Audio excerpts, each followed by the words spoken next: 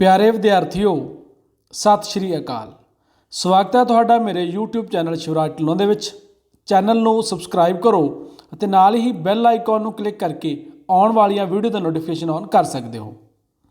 अज असी पढ़न जा रहे हाँ राजनीतिक प्रणाली, पोलिटिकल सिस्टम, अर्थ अते विशेषताइयां दा भाग पहला। इस लैसन नूं मैं 4 भागों के वंड के पढ़ा रहा हाँ, अर्थात 4 वीडियो अपलोड करांगा। तो ये उसका पहला भाग है। सब तो पहला राजनीतिक प्रणाली की धारणा का विकास। राजनीतिक प्रणाली की धारणा आधुनिक राजनीति शास्त्र की केंद्री धारणा है। तो सब तो पहले ही छोटे प्रश्न भी बहुत बार आ जाता है, ये मॉडर्न पोलिटिकल साइंस की जिहड़ी हैगी है केंद्री धारणा, यह जिहड़ी है आधुनिक राजनीति शास्त्र की केंद्री धारणा है। अते ये राजनीति शास्त्र के अध्ययन विच आई विहारवादी बिहेवियरलिज्म नां की क्रांति की देन है। ये क्रांति 1908 विच इंग्लैंड के प्रसिद्ध विद्वान ग्राहम वालेस द्वारा लिखी पुस्तक राजनीति विच मनुखी सुभाव अते अमरीकी विद्वान आर्थर बेंटले द्वारा लिखी पुस्तक शासन की प्रक्रिया द्वारा लियांदी गई सी। इन्हां दोहां विद्वानां ने यह साबित करन दा यतन किया कि मनुख का वास्तविक सुभाव राजनीतिक संस्थावां की कार्यशीलता नूं व्यापक रूप में प्रभावित करता है। इस नाल असीं सिद्धांतक अध्ययन के खेत्र विचों निकल के वास्तविक अध्ययन के खेत्र में प्रवेश कर सकांगे अते ठीक सिट्टे कढ सकांगे। इस विचारधारा नूं हरमन प्यारा बनाउण दा सहरा David Easton, Robert Dahl, Lasswell, Gabriel Almond, J B. Powell, Morton Kaplan आदि विद्वानां नूं जांदा है। इस दे नाल ही इहदे विचों जिहड़े इंपॉर्टेंट क्वेश्चन एक नंबर के बन गए। एक तो है मॉडर्न पोलिटिकल साइंस की जिहड़ी केंद्री धारणा है, आधुनिक राजनीति शास्त्र की केंद्री धारणा है। तो जिहड़ी यह धारणा है ये विहारवाद नां की क्रांति आई सी, बिहेवियरलिज्म अप्रोच आई सी राजनीति शास्त्र के अध्ययन दे विच। आई कदों सी 1908 च इंग्लैंड के विद्वान ग्राहम वालेस की बुक सी राजनीति च मनुखी सुभाव, ह्यूमन नेचर एंड पॉलिटिक्स, ते अमरीकी विद्वान आर्थर बेंटले की पुस्तक सी शासन की प्रक्रिया, द प्रोसैस ऑफ गौरमेंट। ये 2 पुस्तकां आईयां सी 1908 च। ये सिट्टे वजों विहारवाद नां दी जां बिहेवियरलिज्म आया, जिहड़ा ਉਹਦੇ ਬਿਹੇਵੀਅਰਲਿਜ਼ਮ ਦੇ ਆਉਣ ਨਾਲ ਜਿਹੜਾ ਹੈਗਾ ਰਾਜਨੀਤੀ ਸ਼ਾਸਤਰ ਦੇ ਵਿੱਚ ਸੰਸਥਾਵਾਂ ਅਤੇ ਸਿਧਾਂਤਾਂ ਦੇ ਅਧਿਐਨ ਦੇ ਨਾਲ ਨਾਲ ਮਨੁੱਖੀ ਸੁਭਾਅ ਦੇ ਅਧਿਐਨ ਨੂੰ ਵੀ ਸ਼ਾਮਲ ਕੀਤਾ ਜਾਣ ਲੱਗਾ। ਸੋ ਇਹ ਇੰਪੋਰਟੈਂਟ ਕੁਐਸਚਨ ਚੋਂ 1 ਨੰਬਰ ਦੇ ਬਣਦੇ ਆ। ਇਸ ਤੋਂ ਬਾਅਦ ਰਾਜਨੀਤਿਕ ਪ੍ਰਣਾਲੀ ਦੀ ਧਾਰਨਾ ਸਭ ਤੋਂ ਪਹਿਲੀ ਵਾਰ ਅਮਰੀਕੀ ਵਿਦਵਾਨ ਡੇਵਿਡ ਈਸਟਨ ਦੁਆਰਾ 1953 ਚ ਪ੍ਰਕਾਸ਼ਿਤ ਆਪਣੀ ਪੁਸਤਕ ਵਿੱਚ ਪੇਸ਼ ਕੀਤੀ ਗਈ ਸੀ। डेविड ईस्टन की पुस्तक आई सी राजनीतिक प्रणाली, पोलिटिकल सिस्टम 1953 के विच। ਉਹਦੇ ਵਿੱਚ पहली बार डेविड ईस्टन ने राजनीतिक प्रणाली शब्द जिहड़ा इहदी वरतों की सी। इसे करके डेविड ईस्टन नूं इस विचारधारा का पिता या पितामह भी कहा जाता है। तुहानूं 1 नंबर का क्वेश्चन आ जाता कि राजनीतिक प्रणाली का पितामह किसनूं मन्निया जाता है? डेविड ईस्टन नूं, क्योंकि उन्होंने पुस्तक आई सी राजनीतिक प्रणाली 1953 च प्रकाशित हुई सी। परंपरावादी विद्वानों द्वारा राजनीतिक प्रणाली की थां राज, सरकार, विधानपालिका, न्यायपालिका आदि शब्दों का प्रयोग किया जाता सी। इन्हां विद्वानां ने अपने आप नूं इन्हां संस्थावां दे कानूनी अते संस्थात्मक पहलुओं के अध्ययन तक ही सीमित रखा, परंतु राजनीति शास्त्र के आधुनिक विद्वानों द्वारा राज, सरकार आदि परंपरागत शब्दों की जगह राजनीतिक प्रणाली शब्द के प्रयोग को वधेरे उचित मन्निया है। सो ये जो इंपॉर्टेंट क्वेश्चन बनते हैं, एक तो थोड़ा पुस्तक पूछ सकते 3 राजनीतिक प्रणाली का लेख David Easton, Arthur Bentley human nature and Arthur Bentley process of government, और Graham Wallas human nature and politics राजनीति च मनुखी सुभाव। ये 3 पुस्तकों के नाम जरूर याद रखने हैं। ये 1 नंबर के क्वेश्चन च आम ही पूछ ले जाते हैं। जिथे परंपरावादी विद्वान राज का शब्द प्रयोग करते थे ਜਾਂ राजनीतिक प्रणाली जो राजनीति शास्त्र विषय है ਉਹਦਾ ਜਿਹੜਾ ਕੇਂਦਰ ਬਿੰਦੂ ਹੈ ਉਹ ਰਾਜ ਨੂੰ ਮੰਨਦੇ ਸੀਗੇ, ਪਰ ਜਿਹੜੇ ਆਧੁਨਿਕ ਵਿਦਵਾਨ ਹੈ ਉਹ ਰਾਜਨੀਤੀ ਸ਼ਾਸਤਰ ਦਾ ਕੇਂਦਰ ਬਿੰਦੂ ਮੰਨਦੇ ਆ ਰਾਜਨੀਤਿਕ ਪ੍ਰਣਾਲੀ ਨੂੰ, ਜਿਹਦੇ ਵਿੱਚ ਸੰਸਥਾਵਾਂ ਤੇ ਸਿਧਾਂਤਾਂ ਦੇ ਅਧਿਐਨ ਦੇ ਨਾਲ ਨਾਲ ਮਨੁੱਖੀ ਸੁਭਾਅ ਤੇ ਮਨੁੱਖੀ ਕਿਰਿਆਵਾਂ ਦਾ ਅਧਿਐਨ ਵੀ ਕੀਤਾ ਜਾਂਦਾ ਹੈ। ਇਸ ਤੋਂ ਬਾਅਦ ਪੜਾਂਗੇ ਰਾਜਨੀਤਿਕ ਪ੍ਰਣਾਲੀ ਦਾ अर्थ मीनिंग ऑफ पॉलिटिकल सिस्टम। तो जिहड़ा ये शब्द है राजनीतिक प्रणाली, ये दो शब्दों के सुमेल तो बनया। किहड़े-किहड़े शब्द है? राजनीतिक ते दूजा किहड़ा? प्रणाली। किहड़े-किहड़े शब्द है? राजनीतिक अते प्रणाली, दो शब्दों के सुमेल तो बनया है। सब तो पहला असीं राजनीतिक का अर्थ पढ़ते हैं। राजनीतिक शब्द का अर्थ,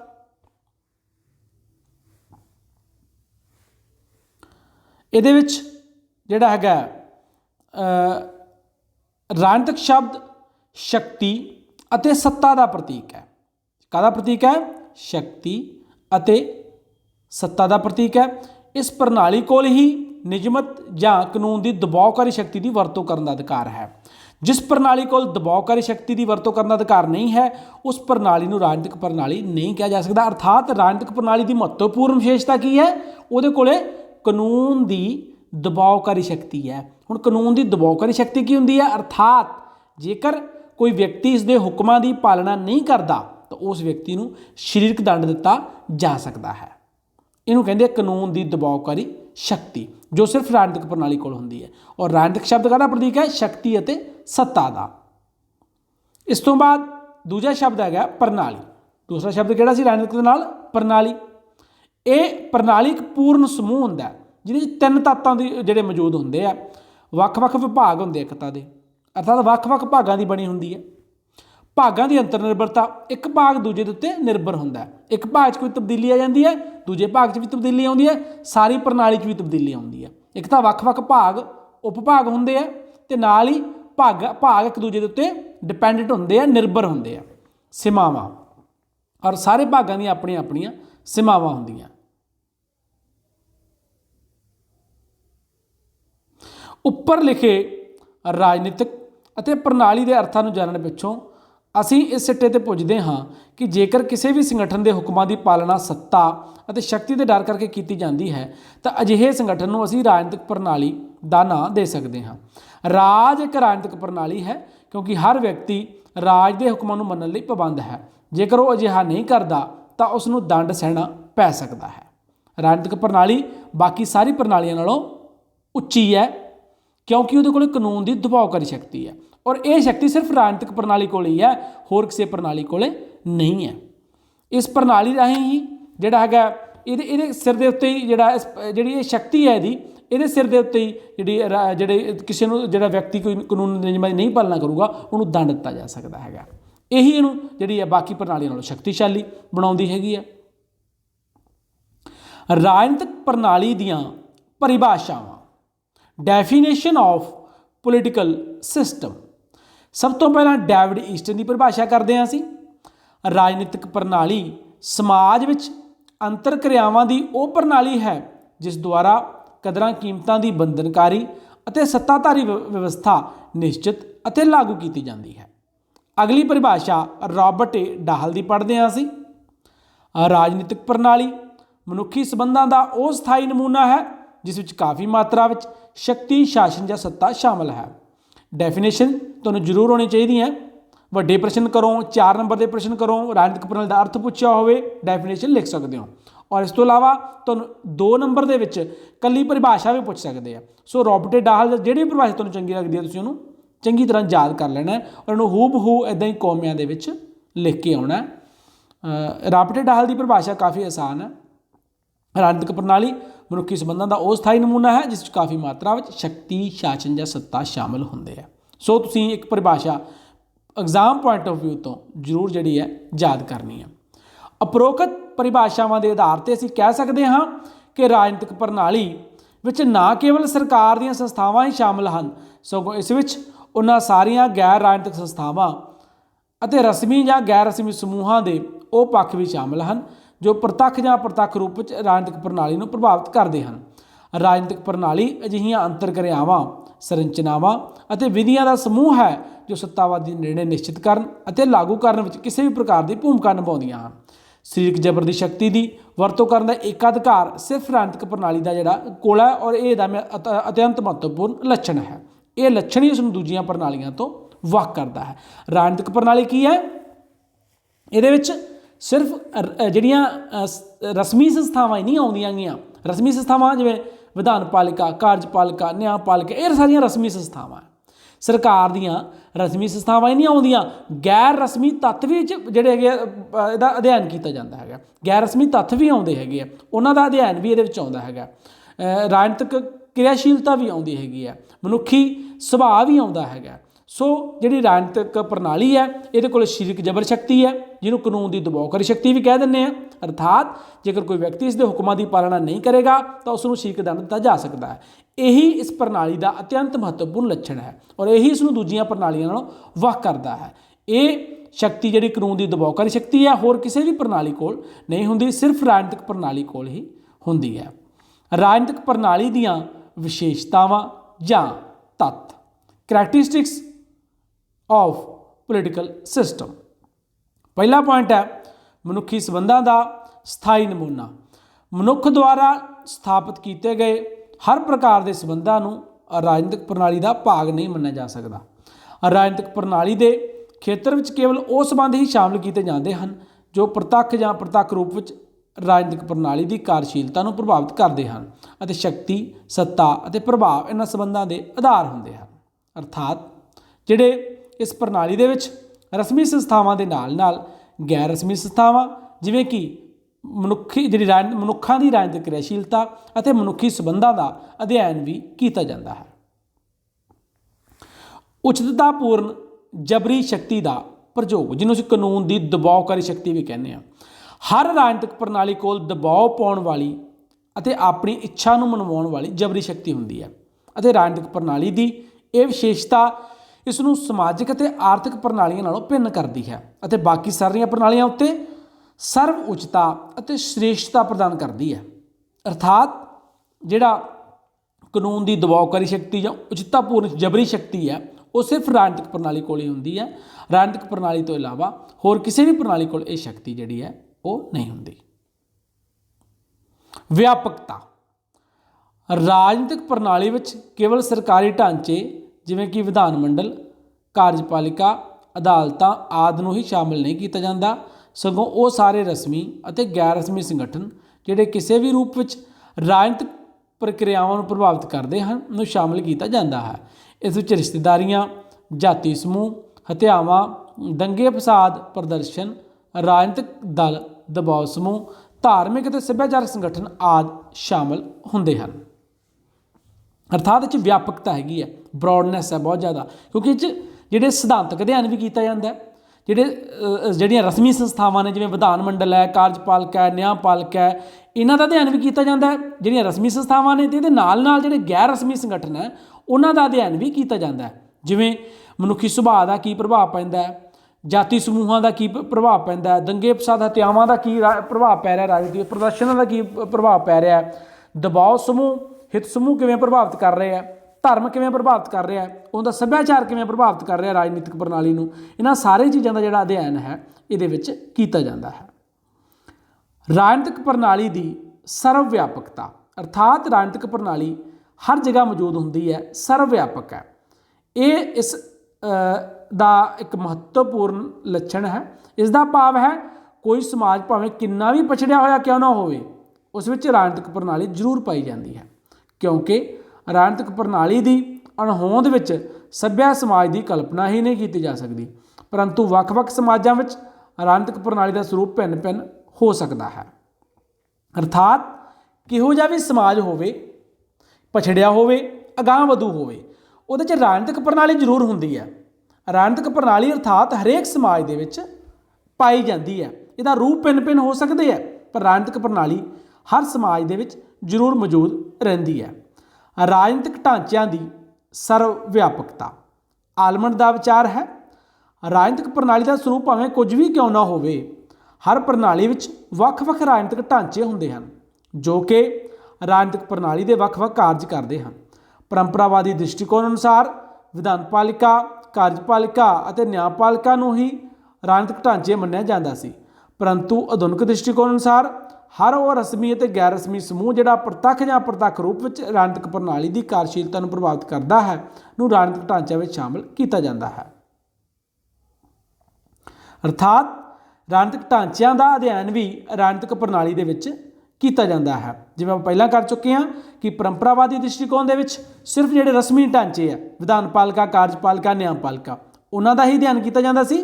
ਪਰ ਰਾਜਨੀਤਿਕ ਪ੍ਰਣਾਲੀ ਆਧੁਨਿਕ ਧਾਰਨਾ ਹੈ, ਇਹਦੇ ਵਿੱਚ ਰਸਮੀ, ਗੈਰ ਰਸਮੀ ਸਾਰੇ ਤਰ੍ਹਾਂ ਦੇ ਢਾਂਚਿਆਂ ਦਾ ਅਧਿਐਨ ਪ੍ਰਤੱਖ ਅਪ੍ਰਤੱਖ ਰੂਪ ਵਿੱਚ ਕੀਤਾ ਜਾਂਦਾ ਹੈ ਔਰ ਉਹ ਰਾਜਨੀਤਿਕ ਪ੍ਰਣਾਲੀ ਦੀ ਕਾਰਜਸ਼ੀਲਤਾ ਨੂੰ ਵੀ ਪ੍ਰਭਾਵਿਤ ਕਰਦੇ ਆ। ਰਾਜਨੀਤਿਕ ਕਾਰਜਾਂ ਦੀ ਸਰਵ ਵਿਆਪਕਤਾ।